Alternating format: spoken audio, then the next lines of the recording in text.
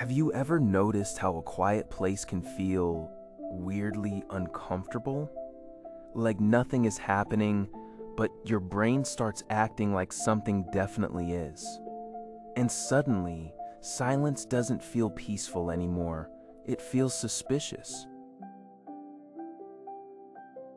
It's funny, because during the day, silence feels fine, but at night, the exact same room suddenly feels different, like your brain quietly switches from relaxing to scanning for danger.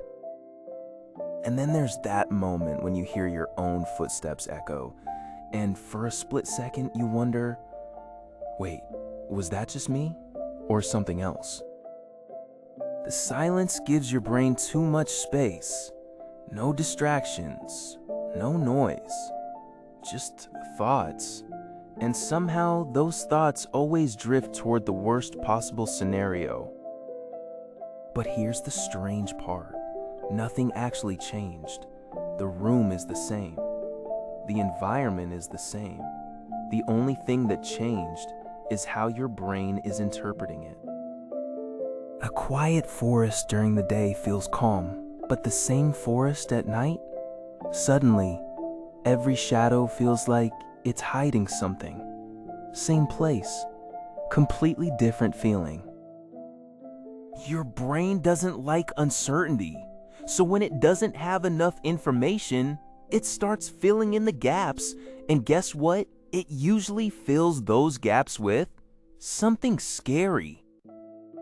That's why you sometimes feel like you saw something move, even when nothing actually did. Your brain isn't trying to scare you. It's trying to protect you, just a bit too aggressively. Ever notice how you walk faster in a quiet, empty place? You don't even think about it. Your body just decides, yeah, let's get out of here a little quicker. And then you ask yourself, why am I even scared right now? Nothing is happening, but somehow that question doesn't make the feeling go away. It gets even worse after watching something scary. Suddenly your brain has fresh material. Now every shadow has a story attached to it. And here's the twist. The fear of ghosts isn't really about ghosts. It's about not knowing what's there. That gap, that uncertainty. That's what your brain struggles with. Silence removes all the clues. No sound, no movement, nothing to confirm that everything is safe.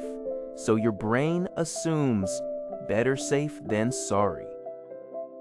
Back in the day, this actually helped humans survive. If something felt off, it probably was. So your brain learned to treat silence as a possible warning. But now you're just in your room or a quiet hallway. There's no real danger, but your brain is still running that ancient survival script. Which is kind of funny when you think about it. You're scared because your brain is trying to keep you safe, even when there's nothing to be safe from. And the more you focus on the silence, the louder your thoughts get. It's like your brain starts creating its own background noise, just to fill the emptiness. You might even notice your senses sharpening. Every tiny sound feels bigger. Every small movement feels important because your brain is on high alert. But here's something interesting. The fear isn't constant. It comes in waves.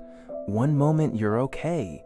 The next, your brain suddenly decides something feels off again. And then just as quickly, it fades. Nothing happened. No danger appeared. But your brain still went through that whole cycle anyway. Put another person in the room and suddenly everything feels normal again.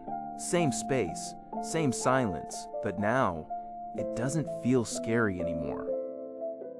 Which means the fear was never really about the place. It was about how alone you felt in it.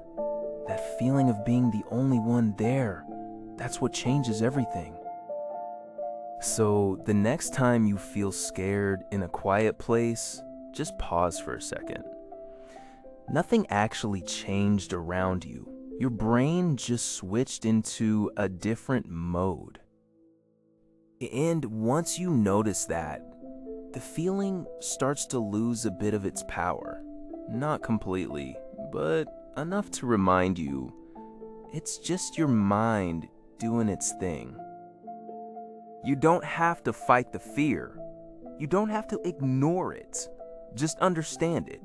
Because once you understand it, it stops feeling like something mysterious. And maybe silence isn't actually scary. Maybe it just reveals how active your mind really is when nothing else is happening.